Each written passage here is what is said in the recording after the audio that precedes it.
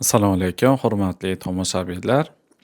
Bugun qiziqib kutgan kunimiz ham keldi. Ya'ni o'sha qur'a tashlash marosimi Toshkent vaqti bilan 22:00 da bo'lib o'tadi.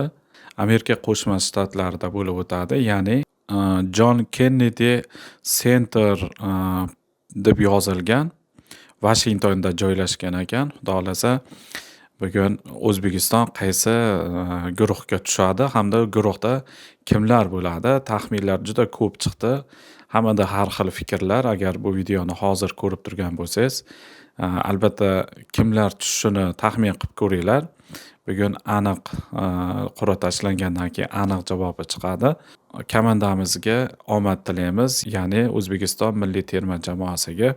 Ya'ni yana shuni aytib o'tishim kerak. Fabio Cannavaro Amerika Qo'shma Shtatlariga borishibdi. Farrux Ismoilov, ya'ni Vamos degan guruhda aytib o'tishgan.